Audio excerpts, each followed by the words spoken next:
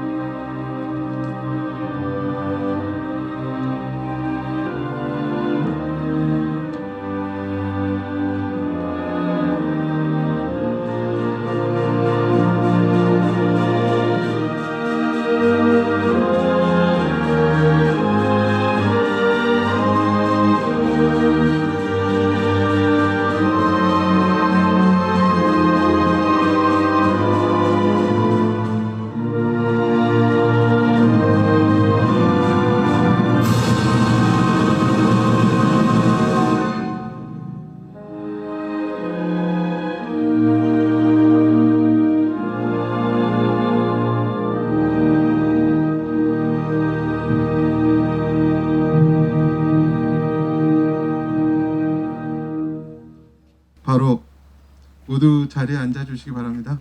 저희 문화원이 이렇게 보통 실내에서 인문학 강좌를 많이 진행하지만 작년과 올해 야외에서 현장감을 느끼면서 또 영상을 촬영하는 이렇게 진행을 하고 있습니다. 이 강좌를 준비해 오신 고영찬 문화원장님의 간단한 인사 말씀 드리도록 하겠습니다. 전통 인문학 강좌를 실내에서 안 하고 실외에서 이렇게 하는 것은 또 탑이 여가 있기 때문에 또 주제가 동학농민혁명 주제이기 때문에 1위로 자리를 잡았습니다. 예, 오늘 좀 더 오실 줄 알았는데 행사가 또 관사안에서 다른 행사가 겹쳐가지고 지금 거리 많이 가신 걸로 알고 있습니다. 그래서 어쩔 수 없이 인원이 좀 덜 왔어도 그래도 딱 50분 이렇게 오셔놔서 마음이 즐겁습니다. 오늘 강의를 해주실 우리 고석규 전 목포대 총장님, 현재는 전남 인재육성 기능원장님으로 계시고 있습니다. 예, 오늘 강의 열심히 잘 듣고 동학 농민의 혁명에 대해서 깊이 우리 자흥의 근기를 가지시기 바랍니다. 네, 현재 전남 인재 평생교육진흥원장님을 하고 계시고 전 목포대 총장님을 하신 고석규 원장님을 소개합니다. 큰 박수로 맞아주셨으면 감사하겠습니다. 학생들 데리고 뭐 답사 같은 걸 다니면서 야외에서 설명해 주는 경우는 많이 있었는데 뭐 이런 인문학 강좌를 이렇게 또 실외에서 하는 건 좀 새삼스럽네요. 여러분들께 설명해 드려야 할 주제가 장흥동학농민 혁명에 대한 건데 여러분들 대충 알고 계시죠? 장흥동학농민 석대들 전투에 대해서 한 번도 못 들어봤다 하시는 분 한번 손 들어봐 주실래요? 왜냐하면 제가 어떤 수준에서 여러분들께 말씀을 드려야 할지 가늠하느라고 여쭤보는 겁니다. 그럼 대부분 다 아시는 걸로 하니까 뭐 상세한 구체적인 얘기들은 어떻게 보면 필요 없는 것 같기도 하고요. 지금 뭐 앞에 보이시는 이 탑이 동학농민연합 기념탑이고 이 자리에서 하는 이유도 저 탑과 관련돼서 하는 것일 텐데요. 저 탑이 1991년에 세워졌으니까 올해로 꼭 30년이 됐네요. 사실 따지고 보면 30년 전만 해도 이와 같은 탑을 세우는 것이 굉장히 금기시되어 있었어요. 그때 동학에 대해서 얘기를 하게 되면 좀 뭐랄까 약간 핍박받는 그런 분위기들이 좀 있었죠. 지금 이 산 이름이 뭐죠? 남산? 예, 예. 어쨌든 이 산을 그 산 뒤편에 이제 장흥부가 있고 거기에 그 성이 있었을 거 아닙니까? 근데 그거를 중심으로 여러분들 아시다시피 지금 이제 문화원 밑에 보면 영회당이라는 건물이 있는 건 알고 계시죠? 그 영회당에서도 일종의 기념 행사가 있고 여기도 일종의 기념 행사가 있는데 이 비석이 세워지기 전, 그러니까 30여 년 전에는 아마 무슨 일을 했으면 영회당에서밖에는 못했을 거예요. 그것은 기념을 해도 괜찮고 여기는 기념해서는 안 되고 아니 그런 분위기가 좀 만연돼 있었죠. 왜냐하면 아무래도 아시다시피 해방 이후 민주화의 어떤 그런 과정 속에서 뭔가 이게 투쟁적인 것, 뭐 어떻게 보면 오늘날에는 너무 당연한 것이고 그것이 긍정적인 의미를 갖고 기념해야 할 일이지만 한때는 그러지 못했잖아요.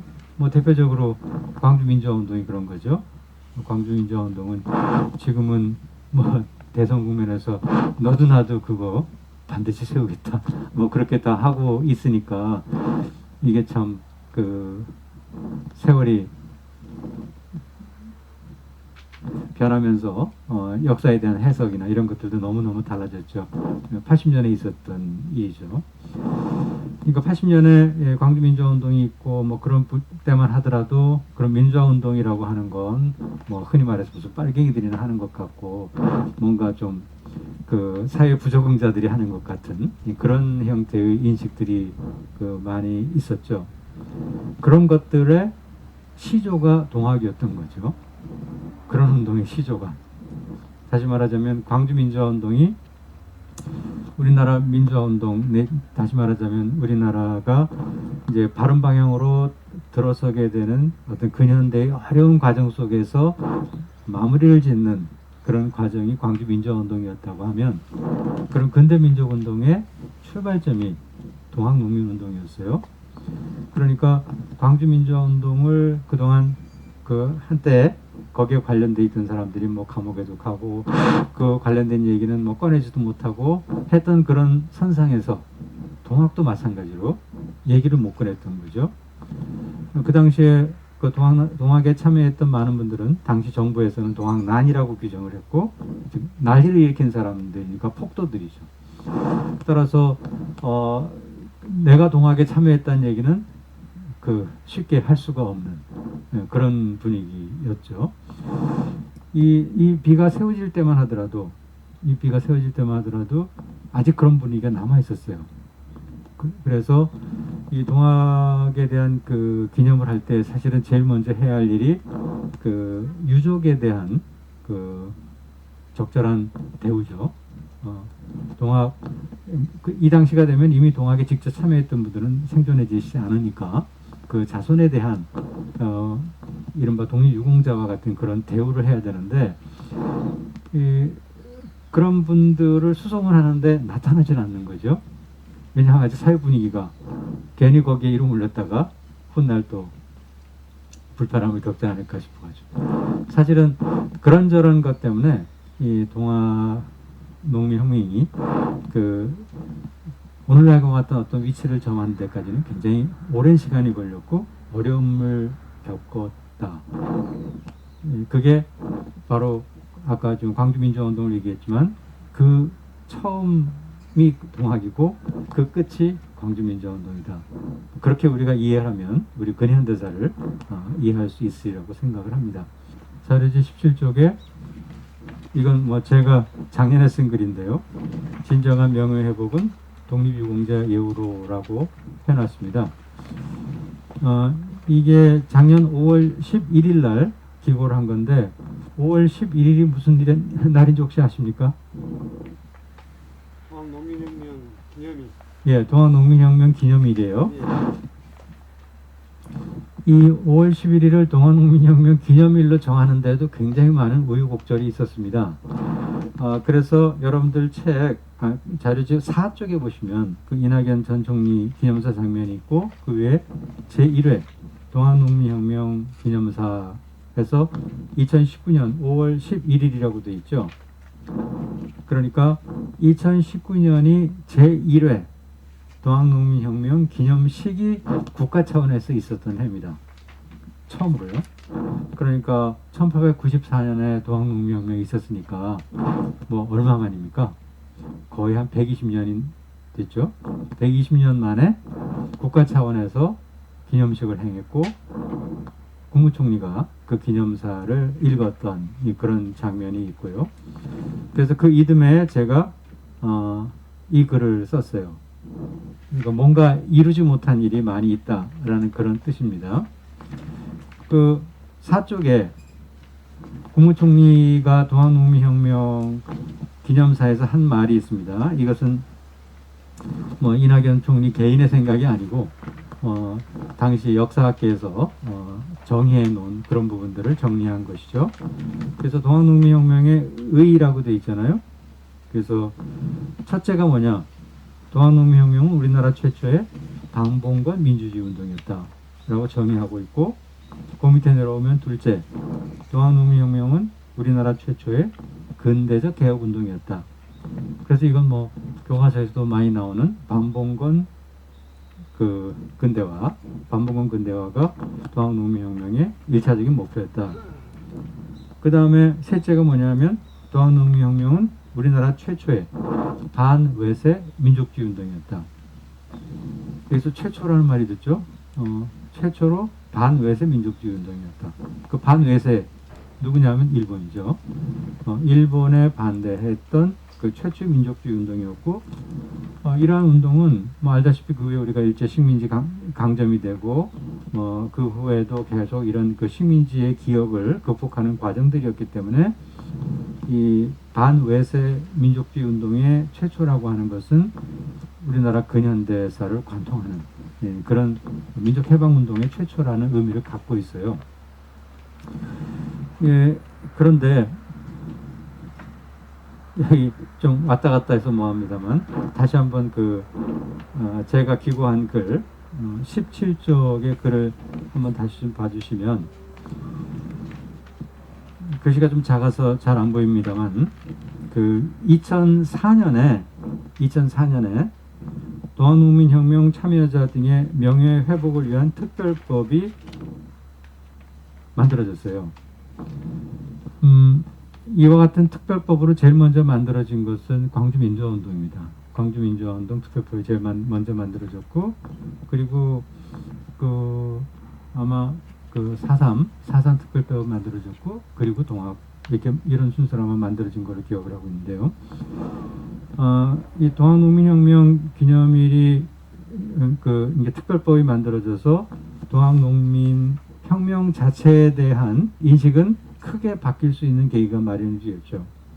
그런데 그 대상은 뭐냐면 주로 반봉건 근대화라는 데 초점이 맞춰져 있었지, 반외세 민족주의 운동이라고 하는 부분은 주목들이 그렇게 법에까지 반영되지 못한 부분들이 없지 않아 있긴 있었습니다. 물론 동학농민혁명의 의의에 대해서 아까 국민총리 기념사 얘기도 나와 있지만 반외세 민족주의 운동이라고 분명히 명시를 하고 있잖아요. 그런데 우리나라 독립유공자 예우 대상이라고 하는 게 있는데, 거기 중간쯤 밑에 있습니다만 독립유공자 예우에 관한 법률이 있어요. 거기에 따르면 독립유공자의 적용 대상자는 일제의 국권 침탈 전후로부터 1945년 8월 14일까지 국내외에서 일제의 국권 침탈을 반대하거나 독립운동을 위해 일제에 항거한 자라고 되어 있어요. 국권 침탈에 반대해서 일제에 항거한 자라면 독립운동자로 본다라는 거죠. 그래가지고 지금까지 이런 이 보훈처에서 독립유공자 대상으로 선정한 사람들 중에 제일 위에 올라가는 사람이 누구냐? 바로 1895년 을미의병에 참여했던 의병장들이에요. 1895년 의병장. 그런데 1894년에 2차 봉기, 동학농민혁명은 이제 1차 봉기와 2차 봉기로 구분이 되는데, 2차 봉기는 그 주요한 목표가 일제의 침략에 대한 저항이었거든요.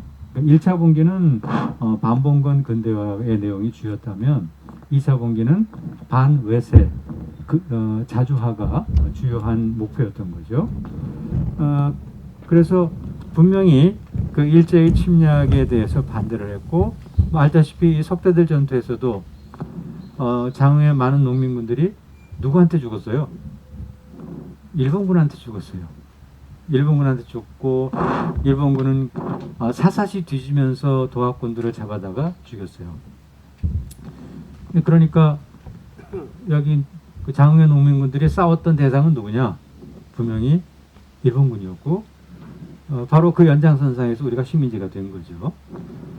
그러면 그 이듬해 을미의병 때 이전 아주나 기타 이 지역에서 의병들이 많이 일어났는데, 그럼 그 의병들은 누구하고 싸웠냐? 똑같은 일본군하고 싸웠어요. 그런데 1895년에 의병은 독립유공자고 1894년에 농민군은 아니다. 그럼 여러분도 어떻게 생각하세요? 그게 맞아요? 그러니까 저는 그게 이해가 안 되는 거죠. 똑같은 일을 했고, 그것도 불과 한 해 차이로 94년, 95년 한 해 차이로 했는데 누구는 유공자고 누구는 아니냐. 이건 뭔가 잘못된 것이라고 해서 지금 줄곧 진정한 명예 회복을 위해서 노력을 하고 있습니다. 그러니까 국가보훈처에도 계속 얘기를 하고 있는데, 보훈처에서는 아직도 이 1895년 을미의병을 고집을 하고 있죠. 그러니까 심지어 어떤 사람들은 그래요. 그렇게 말하면 임진왜란 때 이병도 독립운동자냐? 근데 그거하고 이건 전혀 다릅니다. 왜냐하면 우리가 독립유공자라고 하는 것을 얘기하는 건 일제강점과 연결되어 있는 걸 말하는 거지, 임진왜란과 일제강점은 아무 관계가 없거든요. 그렇기 때문에 뭐 그럼 뭐 몽고가 쳐들어왔을 때도 그럼 공통유공이냐? 그건 아니죠. 우리가 독립유공을 얘기하는 건 일제 강점과 직결되는 일본의 침략을 말하는 거고, 거기가 바로 이 동학인 거죠. 그런 점에서 이제 그 2차 봉기에 참여해서 일본군과 싸웠던 농민군들은 당연히 독립유공자로 예우를 해줘야 된다. 그런데 왜 의병은 되고 안 되냐? 거기에 혹시 의병은 양반 유림들이에요. 주 세력이. 동학은 평천민들이에요. 보통 사람들이었죠. 그러니까 이것을 심사하는 사람들이 양반은 되고 일반 농민은 안 되고 혹시 이런 선입견을 가지고 있는 거 아니냐. 그런 만일에 그런 생각을 가지고 있다면 그야말로 시정해야 할 큰 잘못인 거죠. 그래서 저는 여기서도 얘기했는데 또 만에 하나 양반 유생은 되지만 농민은 안 된다는 신분 차별 때문에 1895년에 의병은 독립유공자고 1894년에 동학농민혁명은 아니다라고 한다면 이거야말로 시대착오적인 넌센스가 아닐 수 없다. 그러니까 하루빨리 바로잡아야 되고, 실제로 독립유공자 대우를 한다고 해서 받을 사람이 별로 없어요. 지금 국가적으로 돈 들어가는 것도 아니에요. 왜냐하면 후손들이 거의 죽어서 없거든요. 그리고 그 후손도 뭐 4대 5대까지 마냥 주는 건 아니거든요. 예, 그런 점에서 왜 안 주는지 이해할 수가 없어서 지금도 계속 노력하고 있는 중이라는 걸 말씀을 드립니다. 그리고 그 밑에 보면 헌법 전문에 동학농민혁명의 정신을 반영해야 한다라는 주장을 하는 거죠. 문재인 대통령이 이제 당선되고 나서 광주에 오셔가지고 5.18 정신을 헌법 전문에 수록한다라는 것을 이제 공약을 했죠. 그것과 마찬가지로 동학농민혁명의 정신도 마찬가지로 이런 그 헌법 전문에 들어가는 것이 마땅하다라고 생각하고 그런 주장을 계속 하고 있습니다. 자, 그럼 다시 좀 앞으로 돌아와서 4쪽입니다. 그 장흥에서의 동학농민은 어떤 의미를 갖는가?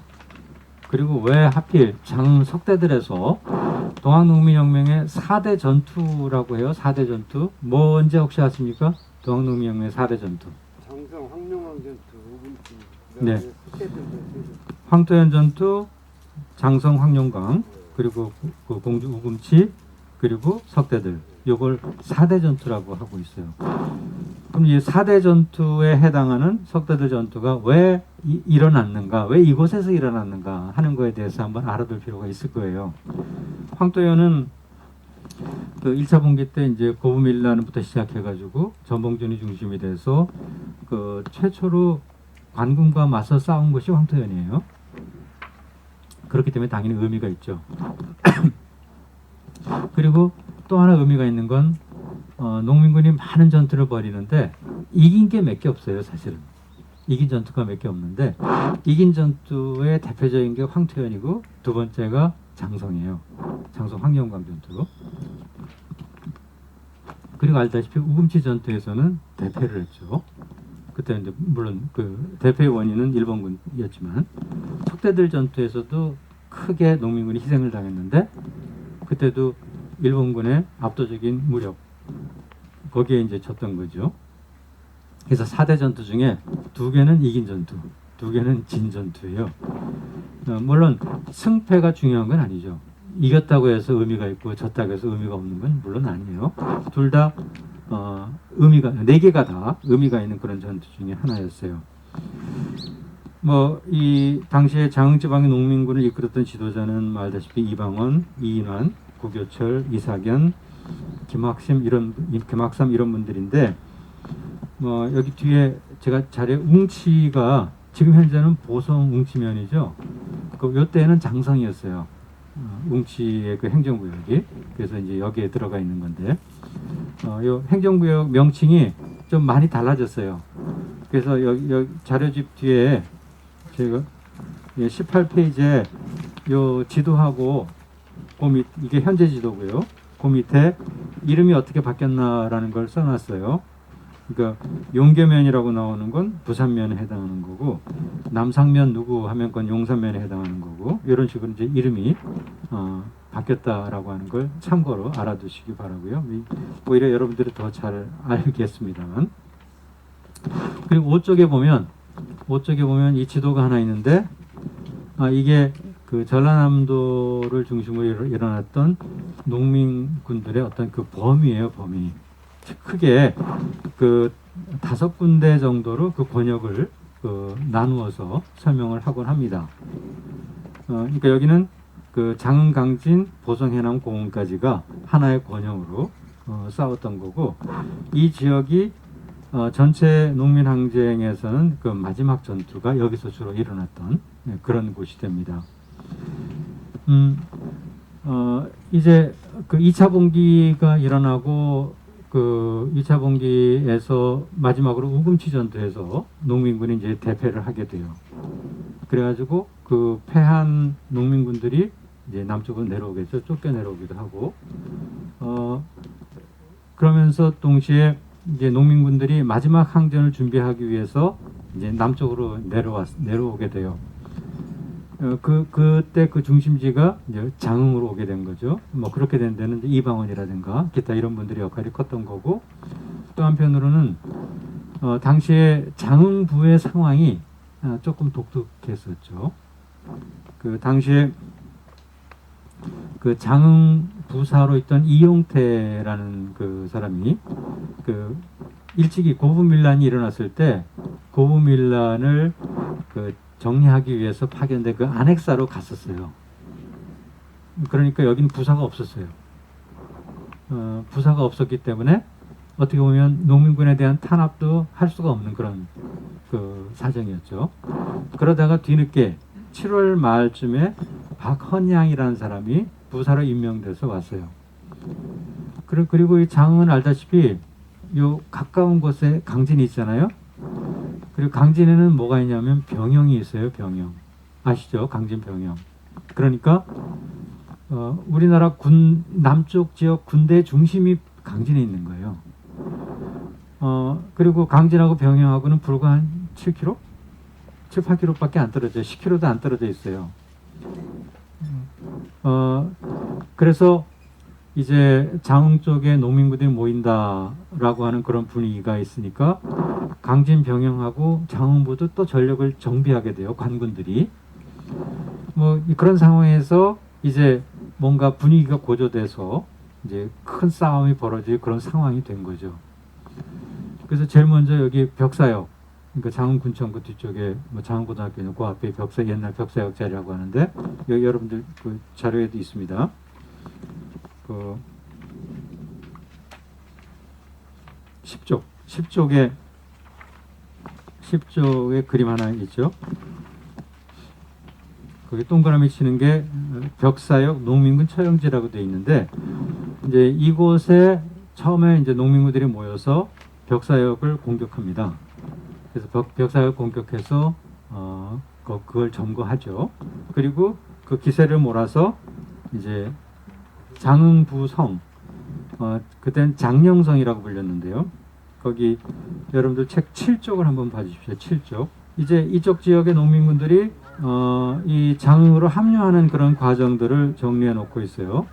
그래서 12월 1일 날, 이게 다 음력입니다. 12월 1일 날 그 모여들어서 먼저 벽사역을 점령합니다. 12월 4일 날. 벽사역을 점령한다는 건 그냥 그 비어있는 역이 아니라 역에는 역졸들이 있어요. 대개 나름대로의 군사적인 역할을 하는 사람들이 여기에 있었던 거죠. 근데 그 역을 공격해서 점령을 하고, 5일날 새벽에 농민군이 바로 이 장령성 전투에서 장흥부를 점령하고, 장흥부 살아있던 박헌양 그리고 기실 박영수 등 이 성을 지키던 장졸 96명이 여기서 죽음을 당하는, 그러니까 농민군의 입장에서는 엄청난 승리를 거두게 되는 거고, 관군의 입장에서는 큰 패배를 겪게 되는 거죠.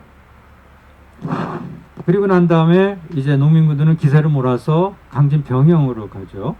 왜냐하면 이 병영을 점거하지 못하면 군사적으로 언제든지 그 위협을 받을 수 있는 곳이었기 때문에 이 강진 병영을 하는데 처음에는 점령을 해요. 강진 병영을 점령하지만 곧 이어서 뭐 나주나 이런 지역에서 관군들이 와가지고 다시 밀리죠. 다시 밀려서 이제 이 장흥에 다시 집결하게 되는 거예요. 그쪽에 보면 토벌군 진영이라고 되어 있죠. 토벌군 진영.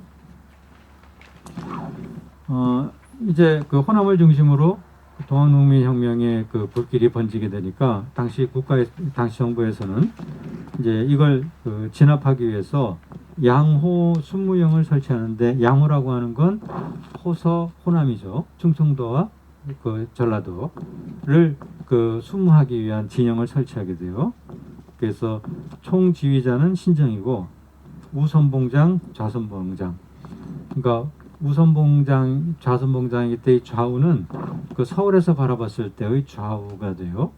그러니까 우도는 해변 쪽이 되고 그 좌도는 그 내륙 쪽이 되겠죠. 근데 이쪽으로 이제 이두환과 이규태라는 사람을 보내서 이제 진압을 하게 하고, 그 진압의 본부가 나주예요. 나주에 초통형이 설치가 되죠. 이 나주가 상당히 좀 1894년, 95년에는 좀 묘한 위치에 있었어요. 알다시피 그 호남 일대가 농민군이 다 장악을 했어요.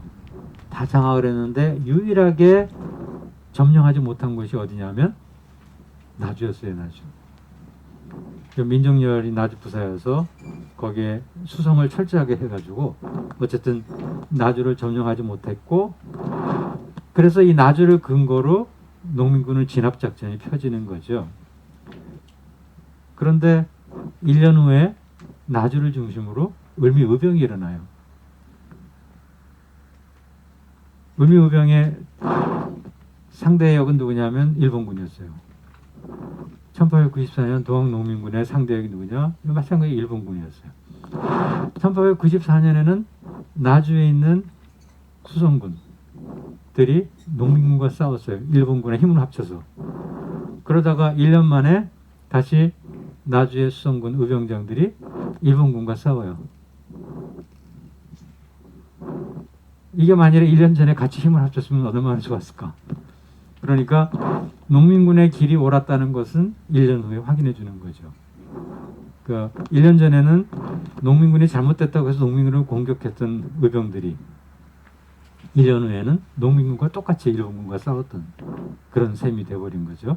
어쨌든 나주는 이제 농민군이 점령하지 못한 유일한 지역이 되고, 바로 그렇기 때문에 나주가 농민군을 진압하는 본거지가 되었던 거죠. 그래서 주요한 그 동학 지도자들이 체포가 되면 전부 나주로 보내져요. 그래서 거기서 조사를 받고, 더 큰 이제 거두가 되면 서울로 보내죠. 그렇지 않으면 거의 다 처형을 해버리는데, 그리고 이제 여기에 일본에서도 미나미 쇼시로라고 하는 일본군 장교가 와서 일본 부대를 이끌어요.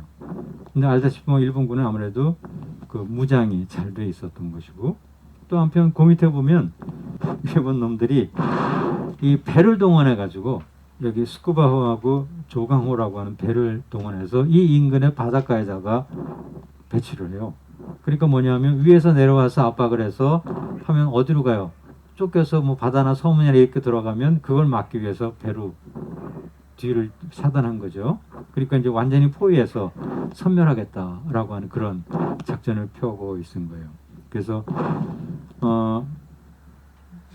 그 작은 섬에 숨은 적이 있으면 추격해서 격파해라 라고까지 얘기를 하는, 아주 씨를 말려라 라고 하는 그런 형태의 주장까지 하게 됩니다. 이런 식으로 해가지고 이제 그러니까 요 마지막 이제 토벌이 벌어지는 것은 석다들 전투가 끝나고 나서인데, 아까도 얘기했던 것처럼 장흥성 점령하고 강진병영 점령하고 그때까지는 기세를 올렸는데, 이제 그 후에 이제 일본군이 들어오고 병군이 오고 하면서 다시 밀려서 이쪽으로 와서 여기서 이제 본격적인 마지막 전투를 하게 되는 거죠. 그래서 15일 날 경군과 일본군 본대가 도착하고 당시에 뭐 3만의 농민군이 이제 석대들에서 그들과 싸우고 신식무기에 밀려가지고 수백 명이 희생이 되면서 퇴각하게 되고 그 옥산리 그 17일 날 옥산리에서 마지막 항전을 하는데 역시 그것도 패배로 끝나게 되면서 이제 농민군들은 흩어지고 이제 그때부터는 말 그대로 무차별 살상이 일어나게 되는 거죠. 그래서 얼마나 살상이 이루어졌는가 거기 구쪽에 마지막 그 밑에 문단을 보면 근데 이게 뭐 지금도 그렇지만 이 당시에 이 동학 농민군을 잡아서 바치는 사람도 농민들이었어요. 뭐 당연히 그 안에 좀 그런 갈림들이 있었겠죠. 그래서 보면 각동의 양민이 분연히 팔과 소매를 걷어붙이고 일어난 자가 많았다. 이건 동학 농민군이 일어난 게 아니라 농민군을 잡아들이기 위해서 일어났다라는 그런 거예요. 그래서 연일 민간에서 진영 앞에 잡아다가 바친 동도의 숫자가 이미 100명이 넘어 조사를 해서 죄의 경중을 가려 조치할 계획이다 라고 하는 말처럼 이제 그들을 수성군이라고 불렀죠. 성을 지키는 사람들.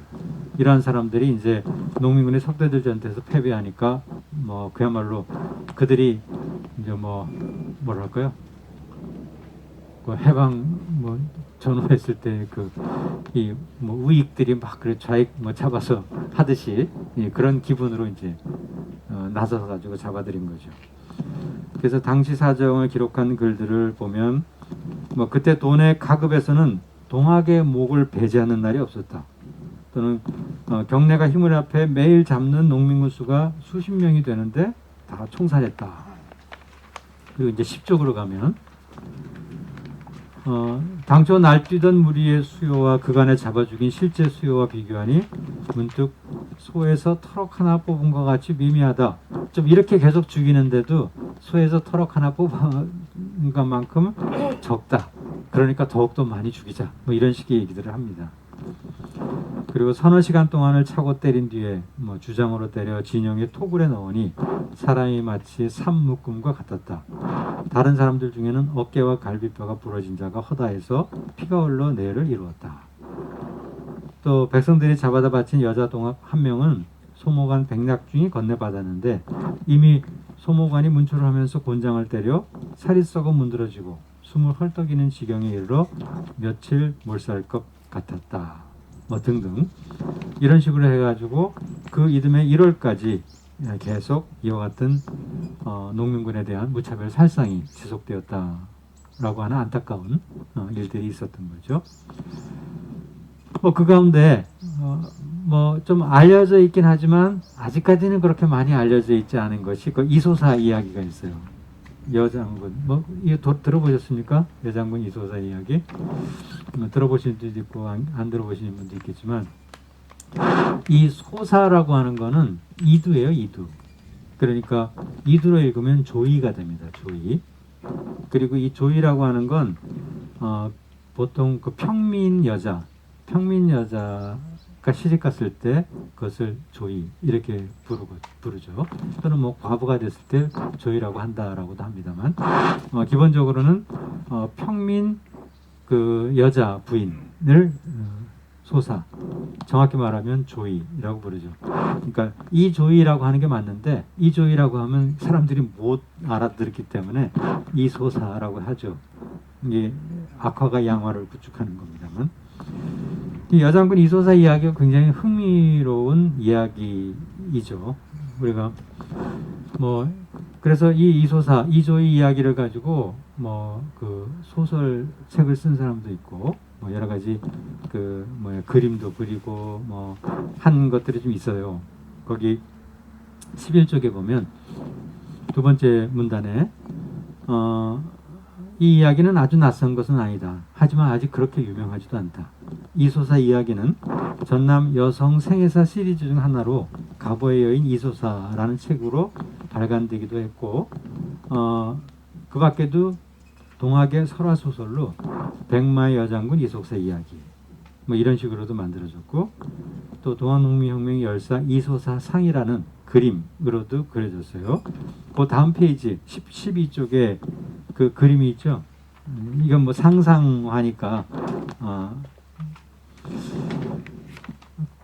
그 동학농민혁명 당시에 그러면 여성들은 어떤 역할을 했을까? 뭐 지금까지 그 부분에 대해서는 아주 많이 밝혀져 있지는 않아요. 밝혀져 있지는 않은데 몇몇 기록들만 보면 접주의 아내들이 잡혀서 남편의 행방을 묻는다고 곤욕을 치르는 그런 사례들은 몇 개 발견할 수가 있습니다. 그러니까 대흥면내에 거주하는 이인환의 처 유소사가 잡혀서 이인환의 행방에 대해 문초를 당했다라는 기록이 있고, 또 남면의 접주 김일의 처 문소사도 그 남편을 잡을 때까지 감옥에 가둬두었다라든가 해서 접주를 잡기 위해서 아내를 괴롭히는 그런 사례들이 몇 개 있습니다. 그 가운데 특이한 것이 바로 이 이소사 이조의 이야기죠. 거기 그 양호 우선봉 일기에 나와 있는 인용문, 이게 아까 앞에서 잠깐 얘기했지만 그걸 잠깐 읽어보면, 민인들 백성들이 잡아다 바친 여자 동학 한 명은 소모관 백낙중이 건네받았는데 이미 소모관이 문초를 하면서 곤장을 때려 살이 썩어 문드러지고 숨을 헐떡이는 지경에 이르러 며칠 못 살 것 같으나 명령을 받을 때까지 어찌 조금이라도 늦출 수가 있겠습니까? 그래서 민병을 정해 본부로 압송했다. 이 본부라는 건 이제 나주로 압송했다는 뜻이에요. 이 본부인 나주로 압송하는 것은 거괴, 큰 우두머리들만 하는데 이 여자가 그런 그 압송의 대상이 되었다라고 하는 것이 좀 그 각별한 거죠. 근데 그 밑에 이제 두 줄 보면, 더구나 양호도 순무 우선봉 이두황이 이 여성을 호송할 때 뭐라고 했냐면, 장흥에서 잡은 죄인 여자 동학 한 명은 장흥부의 민병으로 하여금 나주로 압송하게 하되 지나는 각처마다 각별히 호송에 신경을 써서 혹시라도 소홀히 해 분란이 생기는 폐단이 없도록 해라 라고 해가지고 이두황이 아주 특별하게 잘 모셔라. 그러니까 잘 모시라고 하는 것이 뭐 무슨 뭐 꽃가마를 태워서 가라는 그런 뜻은 아니고, 누군가가 빼내거나 누군가가 뭐 이 해코지하거나 하는 일을 좀 막아라라는 그런 이 얘기겠죠. 그러니까 이 여자는 뭐가 그렇게 중하길래 이렇게 했을까? 그 살이 썩어 문드러지고 숨을 헐떡이는 지경에 이르렀음에도 불구하고 나주로 압송하는 그런 일이 있었고, 일본인 미나미 쇼시로도 그 명령을 직접 내리고 있었습니다. 13쪽으로 가면요. 13쪽에 가면 이렇게 중태에 빠진 여자 동학 이조이의 남편을 또 찾아가지고 급히 나주 감옥으로 보내서 그 아내의 병을 살피도록 했다라는 기록도 있어요. 그 남편이 김양문이라고 되어 있죠. 또 당시 정부에서도 군마문이에요. 뭐 우리로 치면 이제 국방부 같은 거겠지만 여자 동학의 이름은 더욱 놀랄만한 일이니 책자로 만들어 바쳐라 해서 아주 그냥 그 정확하게 그 진상을 밝혀서 보고하라라는 얘기까지 있어요. 그러면 왜 이처럼 여자 동학 그 이조이에 대해서 일본 진영에서 또 조선 정부에서 이게 책자까지 만들어 갈 정도로 관심을 가졌을까? 몇몇 기록이 있어요. 그렇게 된 데는 거기 일단 보면 우선봉장의 첩보에 따르면, 보고에 따르면 장흥 민인들이 잡아바친 여자 동학은 그들이 신이 부인이라고 일컬었다. 신이 부인, 신같이 귀한 여자다라는 그런 의미예요. 신이 부인. 그러니까 그 이 여장군 이소사는 장흥부가 점령될 때, 농민군이 장흥부를 점령할 때 말 타고 그 칼을 휘두르면서 장흥부사의 목을 쳤다. 뭐 이런 식으로 이제 얘기가 내려오고 있을 만큼 좀 신비로운 그런 여자였던 거죠. 그 일본의 그 국민신문에 나와 있는 그 기사가 있어요. 동학당에 여장부가 있다. 동학당의 무리 중에 한 명의 미인이 있는데 나이는 꽃다운 22살로 용모는 빼어나기가 경성지색의 미인이다. 경국지색의 미인. 엄청나게 아름답다는 거죠. 이름은 이소사란다.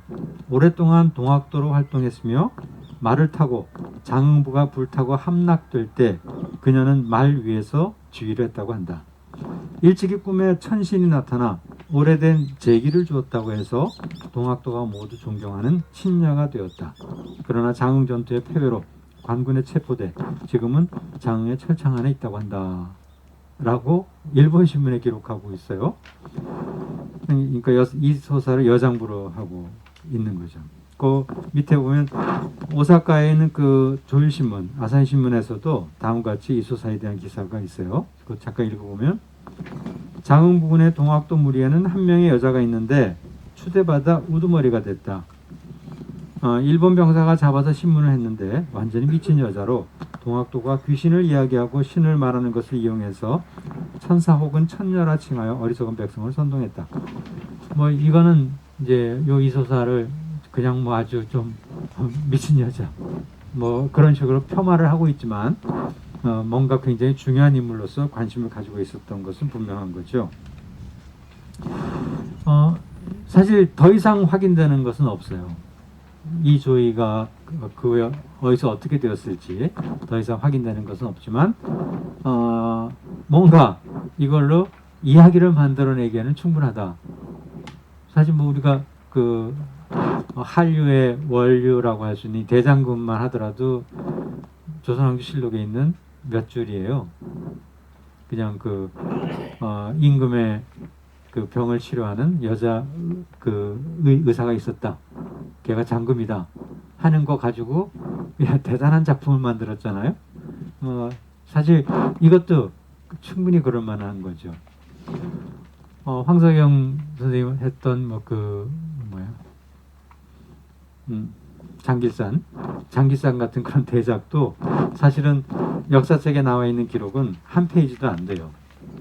그런데 그거 가지고 10권의 책을 썼으니까 이것도 얼마든지 그런 유형의 얘기들은 가능하다. 더군다나 이 동학농민 기념관에 가면 여러분들 확인할 수 있겠지만 그 다음 페이지에 14쪽에 보면 장흥에는 이 조이 말고도 소년장수, 소년뱃사공 이런 이야기들도 같이 내려오고 있어요.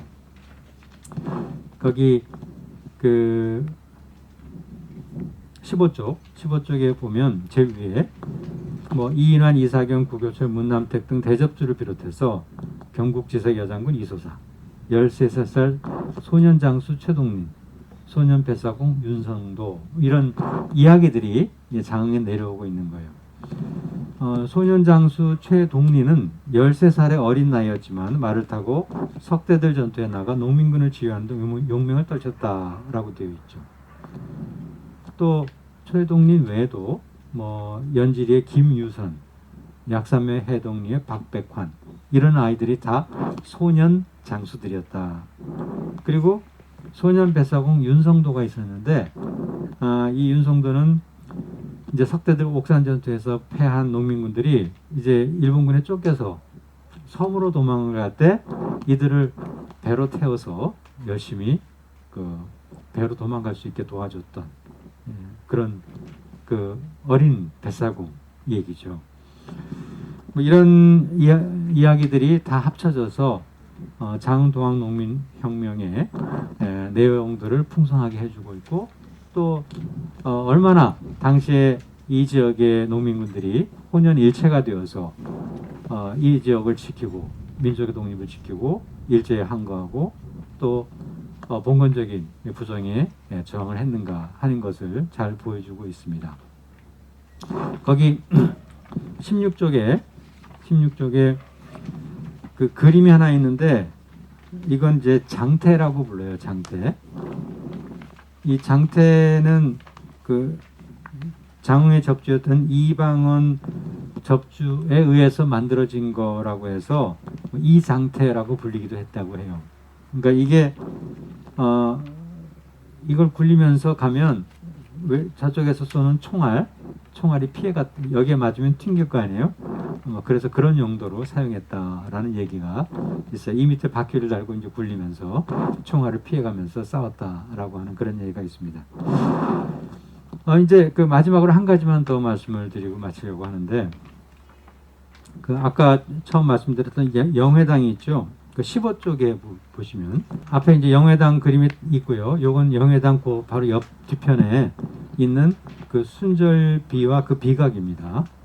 여기 보면 당시 박헌영과 박영수 등 이 장흥 전투에서 죽은 96명의 그 수성군 이름이 들어 있어요. 이걸 요즘 이걸 어떻게 평가해야 되냐라고 하는 거죠. 농악 농민군이 사실은 그 동안에 일방적으로 폄하되었고 농민군은 나쁜 놈들이라고 평가되었다가 지금은 이제 저렇게 기념비도 만들어주고 거꾸로 농민군의 위상이 달라졌어요. 특별포도 만들어주고.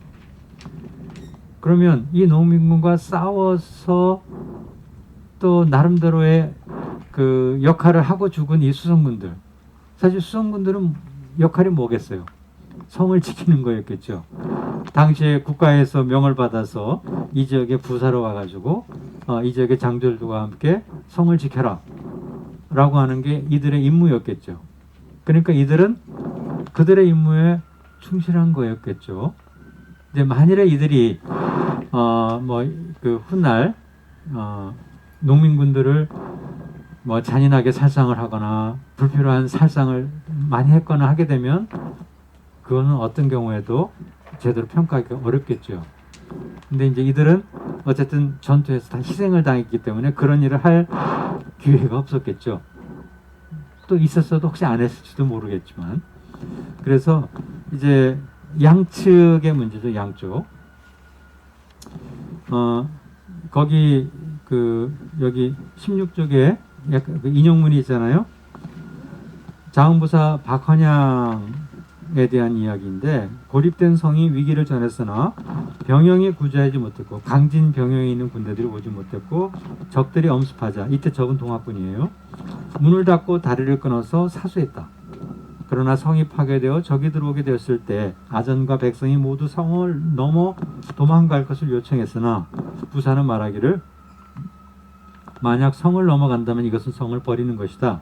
차라리 성을 지키다가 죽을지언정 어찌 성을 버리고 도망을 가겠는가 하고 위태로운 성곽에 굳건히 앉아 인수를 움켜잡으면 인수는 이제 부사의 상징물이죠. 준엄하게 꾸짖었다. 탄환이 비처럼 날아와도 조금도 얼굴빛이 바꾸지 않고 충성스러운 홀령이 떠나갔다 라고 돼 있어요. 그러니까 이 사람 나름대로의 역할을 한 거겠죠. 역할을 한 거고 다만 이런 그 불행한 일, 안타까운 일이 이 땅에서 벌어졌다는 것이 우리를 좀 슬프게 하는 것이죠. 이 박헌양을 비난할 만한 상황은 아니다라는 얘기예요. 그래서 제가 듣기로 지금도 저 영해당에서 이것과 관련된 기념이 있고 이쪽에서 동학농민과 관련된 기념이 있어요. 근데 이게 이 남산이라는 산을 두고 이쪽 저쪽에서 일어나고 있는 것인데 100여 년의 아픈 상처가 여전히 남아있긴 하지만 이제는 이걸 두 개를 다 우리가 승화시켜서 장흥의 자랑스러운 역사로 만들어갈 수 있는 그런 필요가 있지 않을까 하는 생각도 해봅니다. 이상 준비된 이야기 마치도록 하겠습니다. 감사합니다. 네. 혹시 궁금한 점 있으시거나 또 총장님한테 질문 있으신 분 손 들어주십시오. 19년 5월 11일 날 동학혁명 기념일이 지정됐는데요. 저도 이제 학교 다니면서 동학난하고 아주 나쁜 이미지로 받아들였거든요. 그리고 이제 저도 이제 회를 갖다 동호회를 하고 있는데 그 사람들이 동학이 도대체 뭔지를 몰라요. 하물며 일반 국민들은 얼마나 알겠습니까? 그리고 나쁜 이미지만 있는데 앞으로 이제 동학이 농민혁명 기념일을 유시해서 이 동학이라는 것이 발전하려면은 교수님께서는 어떤 생각을 하고 계시고 또 우리 일반 학생들이 어떤 교육을 받음으로 인해서 설사 이게 동학혁명이 왕정에서 공학으로 넘어가는 혁명 아니지 않습니까?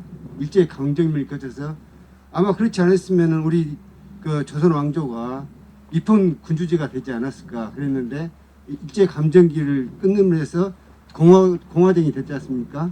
그래서 혁명인데 앞으로 이제 우리 자라는 청소년을 위해서 지금 뭐 게임도 하고 별 상상력이 많은 학생들한테 이런 동학이라는 사상을 주입하려면 어떤 방안이 갖고 계시는가 한번 알고 싶습니다. 예.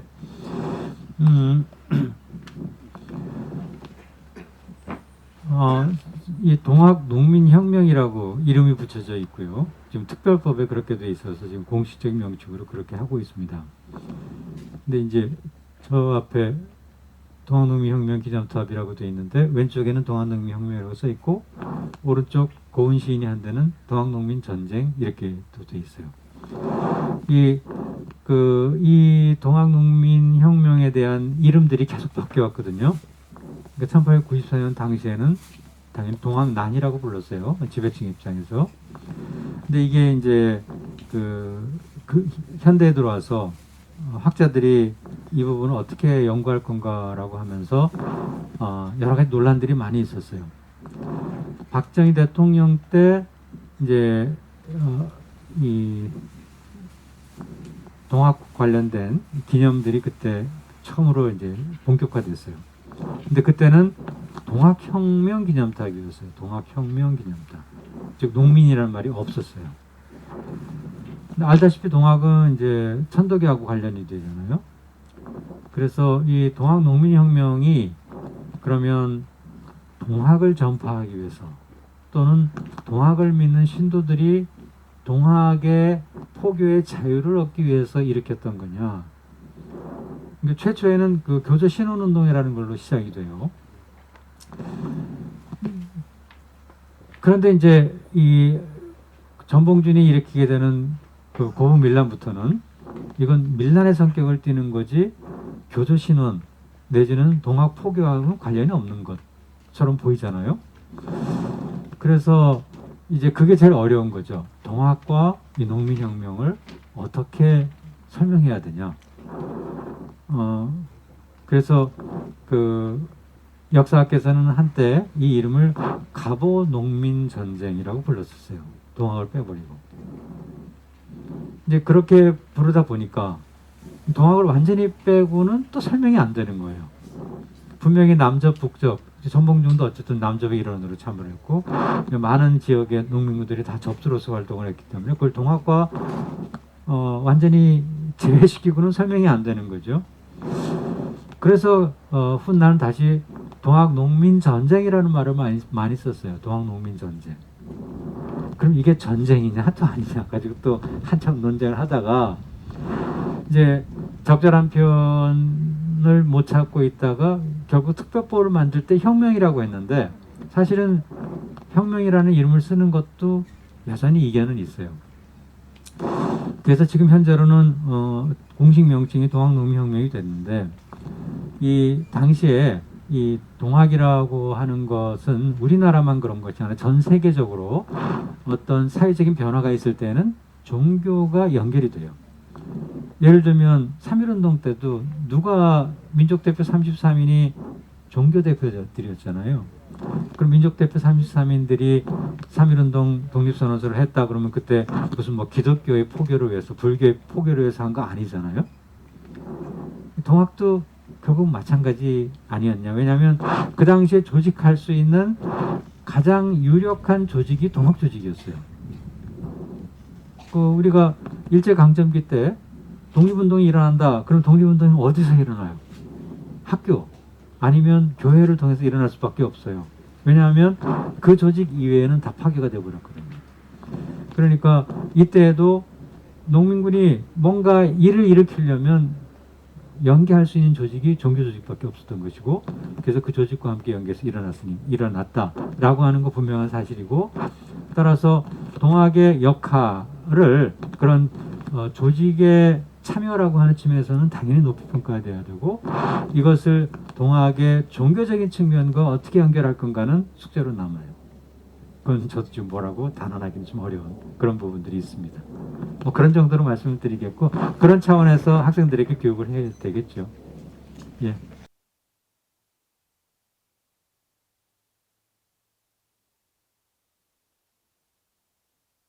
저는 문화관광에서 손수자라고 합니다. 예. 예. 그 교수님께서 좋은 말씀과 강의를 많이 들으셨을 거예요. 기념탑은 금방 가보셨죠? 예. 예. 그럼 여기 기념관이고요. 남해리 일대 앞에 석대뜰에서 마지막 적전을 했다는 우음치에서 폐하고 이쪽으로 넘어왔던 것을 여기다 다 해놨습니다. 공원에가 영해당이 있고요. 영해당을 지나서 올라가면 수성장졸 순전비가 있어요. 이게 뭐냐 그러면 박근영 부사하고 장졸들 95명이 희생을 했다는 것을 이렇게 비석을 세워가지고 명단을 여기다 해놨습니다. 근데 이제 그 당시에 이렇게 막아놓지를 않았거든요. 근데 이제 동학혁명군이 그때 당시에는 이제 그거 해가지고 그 가족들을 다 죽여버렸잖아요. 근데 이제 그때는 강군들을 굉장히 이렇게 높이 평가를 했어요. 동학농민혁명이라는 것이 부각이 되니까 이 사람들이 자기 조상들 이름이 있는 것을 빨간 페인트로 지워버리는 그런 현상이 있었거든요. 그래서 여기를 싹 막아놨습니다. 여기에 있는 거는 요 지도 소개가 이렇게 빨간이 표시되어 있는 데가 접주라는 분이 있잖아요. 그 면에 대표적인 사람들이 접주라는 사람들을 이렇게 나이를 해놨습니다. 그리고 이제 더군다나 장흥은 동학혁명이 굉장히 활발하게 이루어졌던 것이거든요. 그래서 이제 접주들이 많고요. 그리고 이제 유물들은 없습니다. 왜 없냐 그러면 이게 발견이 되면 전부 총살을 당하잖아요. 그래서 그때 당시 다 소각을 시켜버렸던 것 같아요. 장흥 이 앞에 석대뜰에서 15일 동안에 항전을 했던 겁니다. 15일 동안 이게 마지막 17일까지 대덕에서 마지막 항전을 여기서 전부 한 2~3천 명이 이 석대뜰 앞에서 다 돌아가셨어요. 그래서 이제 이 석대뜰에 12월 1일부터 17일까지 활동을 했던 것을 이게 매핑으로 해서 여기서 이제 설명을 계속 해주거든요. 부교철, 김학삼, 이방은 장군은 용산 묵천의 장대장군이라고 아시죠? 이사경, 이인환, 여기 다 이제 우리 장흥군에서 활발히 접주로서 활동을 했던 분들입니다. 그나마 그리고 이 총도 없으면 뭘로 했냐? 대창으로 했죠. 예, 대창이나 소시랑. 예, 이걸로서 싸웠기 때문에 피할 수밖에 없었습니다. 저기 장태거든요. 이방원 장군이 관을 해가지고 발명을 해서 장태. 그래서 이제 저 장태가 뭐냐 그러면 우리 클 때 닭장에 닭장. 예, 돼지마우개. 닭장. 돼지마우개 이렇게 딱 해놨는데 그거를 구안을 해가지고 근데 이제 저기 총을 쏘면 총알이 빗나가 버린대요. 이게 미끈미끈해가지고 그래서 장태를 사용을 해서 많은 사람들을 살렸고 이소사라는 이씨 부인인데요. 이분은 이제 용산 묵촌에 이소사라는 이 여인네 아버님이 절에서 부목을 하고 사셨대요. 그게 부목은 뭐냐고 뭐 불 떼는 거 그걸 하고 사시면서 무술을 좀 익혔나 봐요. 아주 야문 여인입니다. 여성운동가죠. 그때 당시 윤송도라는 사람이 이 사람도 그렇게 나이가 많지 않고 어린 나이인데도 그 한 500명에서 600명 가량을 어디다가 다 숨겨줬냐 그러면 금당, 생일, 약산 이런 데다가 전부 배로 똑딱배로 해서 피신을 시켰어요. 윤송도 씨의 손자입니다. 이분이 증언을 해놓은 거예요. 이거는 이제 아까 기념탑에 가보셨죠? 기념탑에 거기가 원래는 공설 묘지였어요. 근데 그 공설 묘지를 파다 보니까 한 그 묘 구덩이라고 하죠. 거기에서 시신이 요렇게 그냥 한꺼번에 많이 나왔대요. 거기에서 나오는 시신이 1700기 정도가 나왔는데 그분들을 어디다 이장을 했냐 그러면 지암산 밑에 공설 묘지에다가 지금 전부 거기다가 이장을 했습니다. 한 마을의 제사가 한 30군데가 있는데 그 사망 신고는 오늘 했고 내일 했고 또 한 달 전에 했고 한 달 후에 했고 그러니까 발굴을 할 수가 없어. 그리고 이제 자기 그 조상들이 동학혁명운동을 했다라고 하면 옛날에 그 연자제법이라는 거 있잖아요. 그와 마찬가지로 취직을 못하고 다들 그러니까 다 숨겨버렸던 것 같아요. 그래서 그 숫자들이 없이 이분들만이 지금 모셔 있다라는 것. 상고고 다다우스 다 이렇게 전시를 해놨습니다. 좋네요. 뭐라도 있으니까. 그렇죠. 예. 마찬가지. 예, 다른 동학 그 정읍이라든가 이렇게 간 데도 다 마찬가지고 없어. 이게 금나무라는 제목으로 이렇게 건물이 지어졌는데.